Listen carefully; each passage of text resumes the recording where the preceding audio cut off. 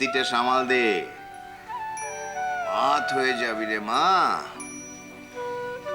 সন্ধে হয়ে গেল, এরপর তো রাতও হয়ে যাবে। কিস্তি না সামলালে সারা রাতও কেটে যেতে পারে। দে চাল দে। এখনো তো এলো না। আজই তো? তুমি চিঠিতে ঠিক লিখেছিলে তো? এখনো এলো না? না, আসবে আসবে। নিজের উপর আস্থা এত কম কেন?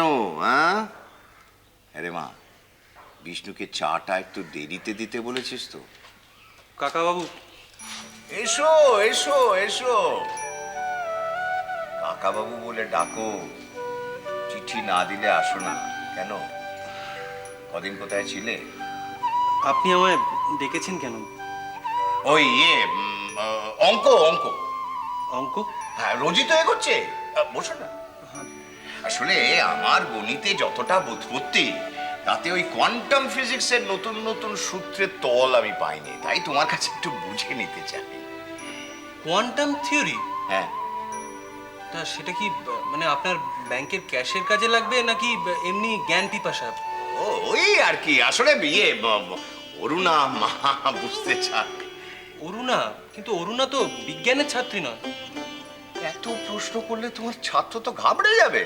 আরে বাবা, তোমার কাছে বুঝতে চেয়েছি, বুঝিয়ে দেবে। এই না, খাতা কলম বোঝা। না না, প্রশ্নটা তো আমার জানা দরকার। আসলে সাবজেক্টটা এত বিশাল যে... টেলিফোন। তোমরা ততক্ষণ এই দাবার হাতটা শেষ করো। এটা কিন্তু বুদ্ধির খেলা, ঝগড়া করো না, ঠান্ডা মাথায় খেলো।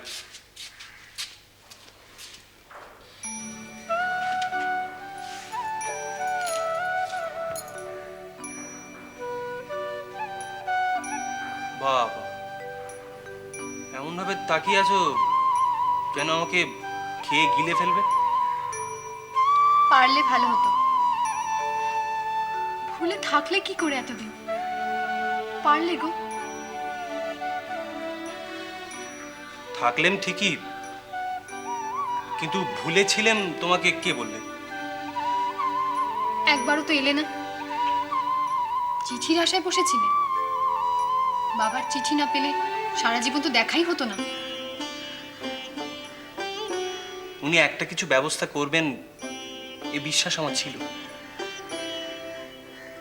যাক, ওনার চিঠিতে যখন এসেছো, ওনাকে অঙ্ক বুঝিও। আমি যাই। অরুণা, অরুণা, অঙ্ক বুঝতে উনি আমাকে ডাকেননি। আমাদের জীবনের অঙ্কটা যাতে মেলে সেই ব্যবস্থা উনি করে দিয়েছেন। তুমি যেও না অরুণা, যতক্ষণ না নতুন কোনো বিপদ আমাদের আবার আলাদা করে দিচ্ছে।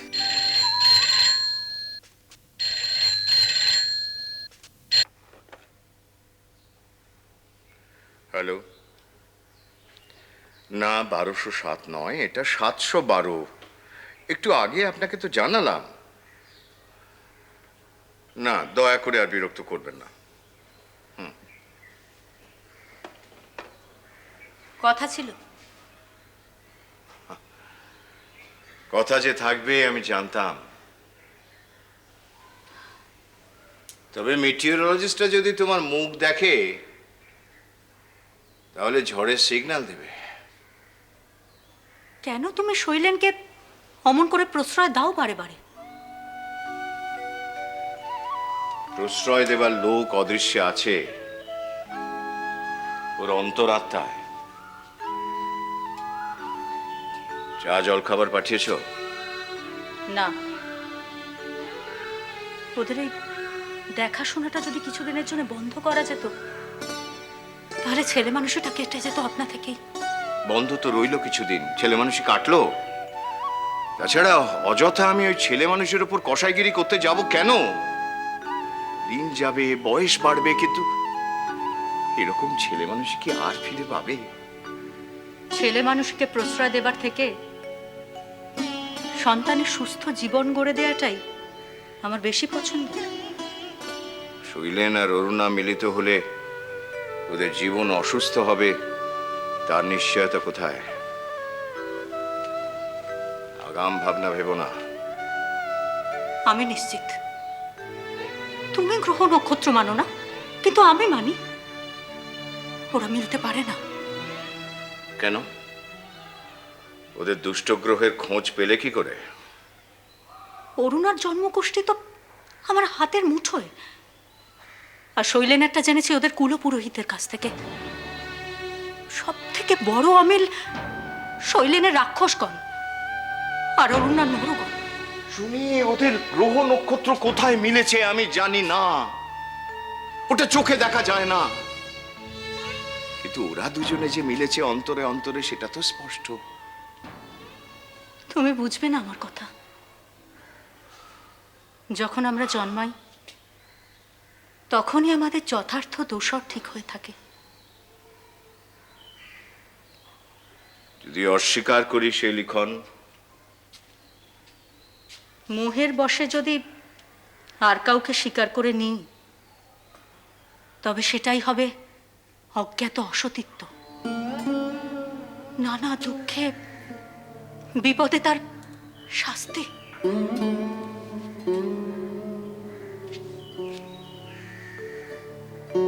যথার্থ দোষ চিনব কি করে? নক্ষত্রের স্বহস্তে স্বাক্ষর করা দলিল আছে।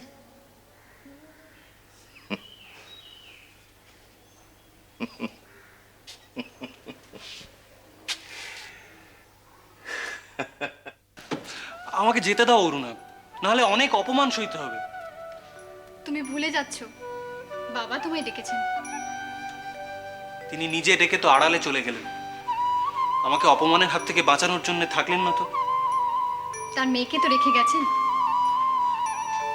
আমি তোমায় আগলাবো, শুধু আজ নয়, সারা জীবন ধরে। কিন্তু তোমার সামনেই তো অপমান করেছিলেন, তুমি বাঁচাতে পারোনি অরুণ। আসলে তোমরা তো কেউ নয়, উনি সব। শেষের কথাটা আগেই ধরে নিও না। আমি চললেন। না, দাঁড়াও, এখনো কিছু হয়নি। ধরে নাও কিছু হবে না। তুমি এ ঘরে বসে বুঝছো কি করে যে ও ঘরে কিছু হচ্ছে না? দেখছো না সব চুপচাপ। কিছু হবার হলে আগাম শব্দেই তো টের পাওয়া যায়। অরুণা, থমথমে আকাশ তাই ঝড়ের পূর্বাভাস, এই স্তব্ধতাও তাই। আমি চলি। না, যেও না শৈলেন।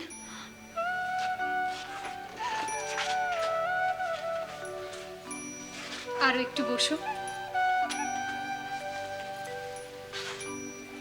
আরো কিছু বলো।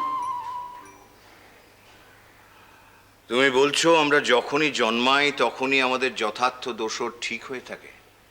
হ্যাঁ, গ্রহ নক্ষত্রের অবস্থানই তার ঠিক করে দেয়। শুনি, বসো এখানে।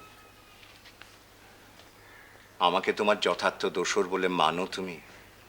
এ আবার কি প্রশ্ন তোমার? উত্তর দিতে হবে নাকি? দিচ্ছি। হ্যাঁ, মানি। আর তোমার গ্রহ নক্ষত্ররা যদি তা না মানে? নিশ্চয়ই মানে। আমি বুঝি জানি না যে ঠিকুজি কুষ্টি মিলিয়েই আমাদের বিয়ে হয়েছিল? কিন্তু গণনায় তো ভুল হয়ে থাকতেও পারে। মানে মানুষ মাত্রই তো ভুল হয়, ফলিত জ্যোতিষীরও তো হতে পারে। তাহলে সে ভুল শুধরে নিতেন আমার বাবা। মিল না হলে বিয়ে হতো না দুজনের। শুনি, এতদিন তো আমার সঙ্গে কাটালে, কোনো সংশয় ওঠেনি তোমার মধ্যে? অমন সব কথা বলে এবার কিন্তু রাগ করব আমি। শুনি, অনেক দুঃখ এসেছে আমাদের দুজনের জীবনে। আমাদের প্রথম সন্তান মারা যায় যখন তার 8 মাস বয়স। আমি যখন টাইফয়েডে মরণাপন্ন তখন আমার বাবা মারা যান। পরে দেখলাম আমার দাদা উইল জাল করে সমস্ত সম্পত্তি নিয়ে নিয়েছেন। এসব কথা বলছো কেন? দুঃখ ছাড়া কি জীবন হয়? কিন্তু কেন এমন হবে? আমাদের দুজনের গ্রহ নক্ষত্র তো মিলেছিল শুনে। এখন চাকরি আমার একমাত্র ভরসা। তোমার মার ভালোবাসা ছিল আমার জীবনের ধ্রুবতারা।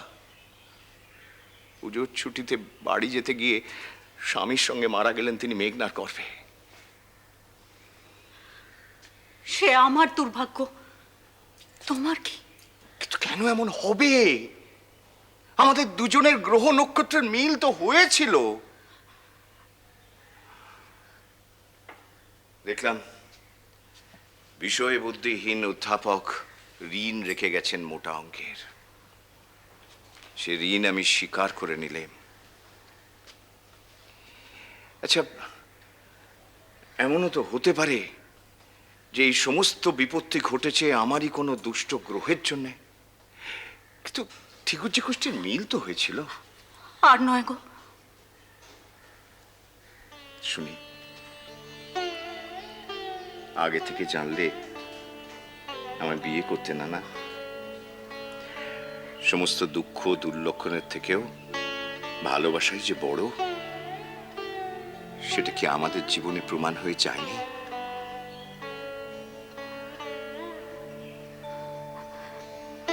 নিশ্চয় নিশ্চয় হয়েছে।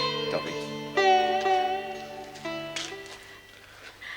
কি বাবা শৈলে, তুমি এত তাড়াতাড়ি চলে যাচ্ছ যে? হ্যাঁ, আসলে আমার অনেক দেরি হয়ে গেছে। ঘড়ি ছিল না তো, তাই বুঝতে পারিনি। কিচ্ছু দেরি হয়নি, তুমি যাও অরুণার সাথে গিয়ে গল্প করো। তুমি কিন্তু আজ রাত্রে এখানে খেয়ে যাবে বাবা। মাসিমা, যাও বাবা যাও। কি বলে প্রশ্রয়।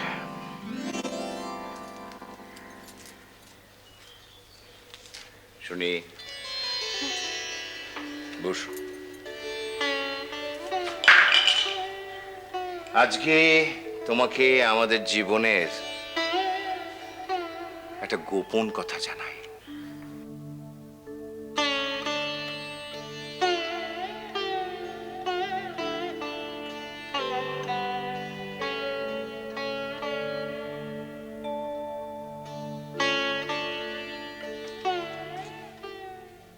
এসো বাবা এসো। কিন্তু সুনেত্রা তো নেই বাবা। সুনেত্রার কাছে তো আসেনি মা, এসেছি।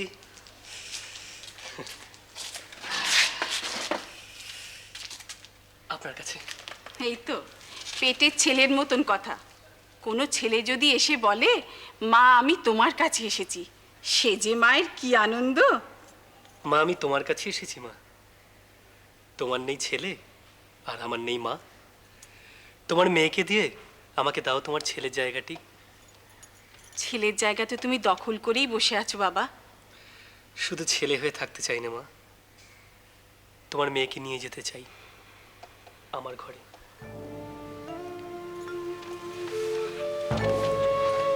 এ কি শুধু আমার মতের উপর নির্ভর করে বাবা? সন্তানের উপর শুধু মায়ের অধিকার নয়, বাবারও দখল থাকে যে। তোমার সম্মতি পেলে গিয়ে পায়ে ধরবো অধ্যাপকের। তোমার মত আছে শুনলে তিনি নিশ্চয়ই অমত করবেন না। মতও দেবেন না। আমার মতে নয়, ওনার মত নির্ভর করে গ্রহ নক্ষত্রের উপর। অধ্যাপকের কথা ছাড়ো, তোমার ঠিকুজিটা আমায় এনে দিও তো। মা, তুমিও ঠিকুজি চাইলে মানো তাহলে। মানি নে, তবুও চাই। পরদিনই ঠিকুজি কুষ্টি নিয়ে গিয়ে তুলে দিয়ে এসেছিলাম তার হাতে।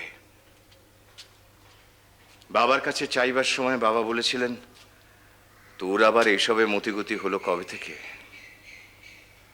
সত্যি তো, তুমি তো এসব কখনো মানতে না, মাও মানতেন না।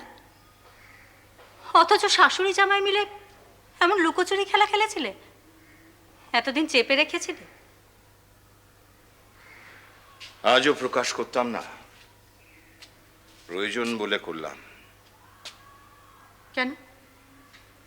প্রকাশ করতে না কেন? তাকে কথা দিয়েছিলাম প্রকাশ করব না। যাক, মা ভালোই করেছিলেন ঠিকুজি গোষ্ঠী মিলিয়ে। তাই তো করছে সুখের সংসার। না হলে হয়তো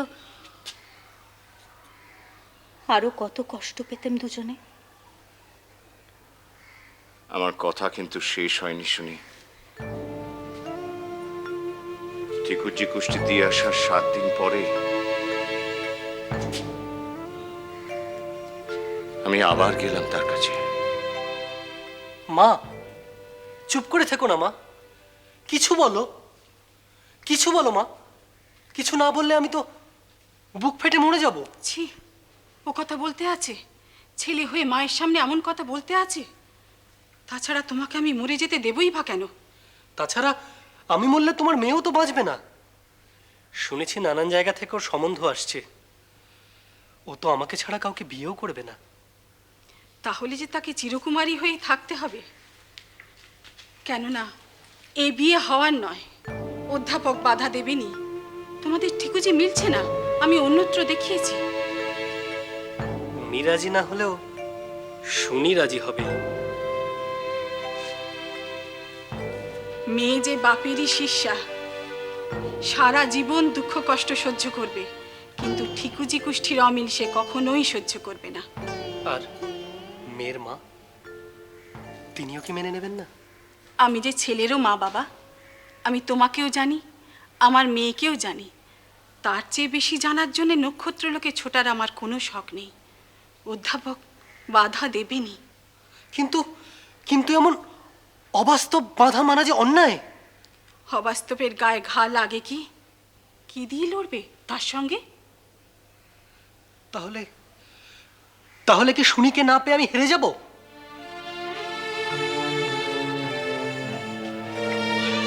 ছেলের হার মা কি কখনো মেনে নিতে পারে?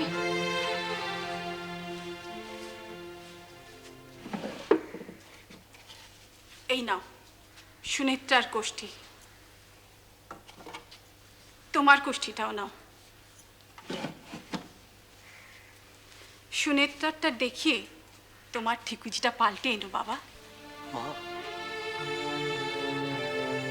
ঠিকুজির অঙ্কজাল থেকে উদ্ধার করে আনলেন তোমাকে। ঠিকুজির অঙ্কে গরমিল ঘটিয়ে তোমার মা চোখ মুছতে মুছতে বললেন, পুণ্যকর্ম করেছো বাছা। তারপর কেটে গেছে 20টা বছর।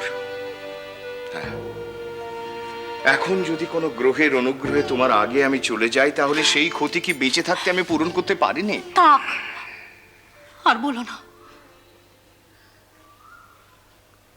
সাবিত্রীর কাছে সত্যবানের সঙ্গে একদিনের মিলন চিরবিচ্ছেদের থেকেও বড়। তিনি তো ভয় পাননি তার মৃত্যু গ্রহকে।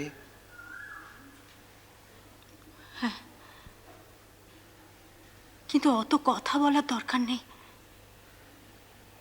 এখন তো আমাদের দুজনের চুপ করে কান পেতে অরুণা আর শৈলেনের হাসি শোনার সময়। হ্যাঁ শুনি, শৈলেন অরুণা পরস্পরকে ভালোবেসেছে এইটুকু জানাই তো যথেষ্ট। আর সবকিছু থাক না অজানা। কি বলো শুনি? জানো শুনি, প্রথম যখন তোমাকে ভালোবেসেছিলেন বাধা পেয়েছিলেন। আমি চাই না এ সংসারে দ্বিতীয়বার সেই নিষ্ঠুর দুঃখ ফিরে আসুক। না, কোনো গ্রহের মন্ত্রণায় নয়। আমি চাই না, আমি চাই না ওদের দুজনের পোষ্টি মিলিয়ে সংশয় ঘটাতে। কিছুতেই না, কিছুতেই আমি চাই না। না, তবে এত কথা না বললেই পারতে। কেন? এখন থেকে ভয়ে ভয়ে থাকতে হবে। কিসের ভয় শুনি?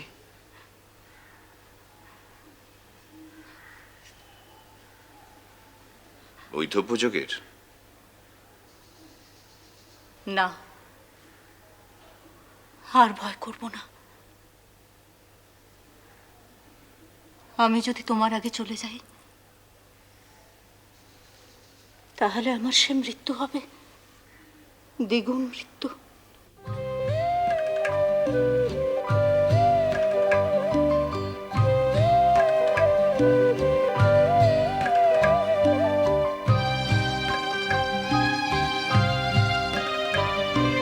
প্রাণে খুশির তুফান উঠেছে, উঠেছে,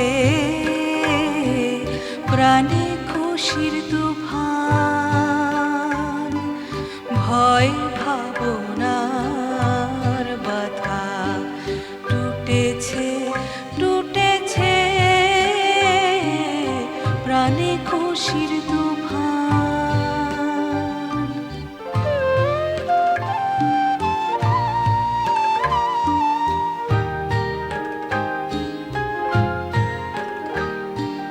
দুঃখকে আজ কঠিন বলে জড়িয়ে ধরতে বুকের তলে, উধাও হয়ে হৃদয় ছুটেছে, ছুটেছে, প্রাণে খুশির তুফান।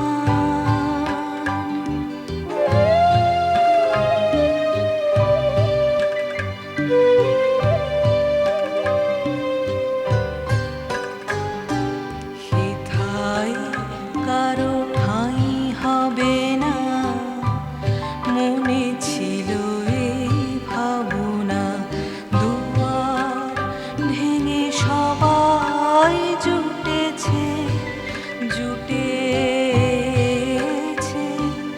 যতন করে আপনাকে যে রেখেছিলেন ধুয়ে মেজে, আনন্দে সে ধুলায় লুটেছে, লুটেছে, প্রাণে খুশির তুফান উঠেছে, উঠেছে,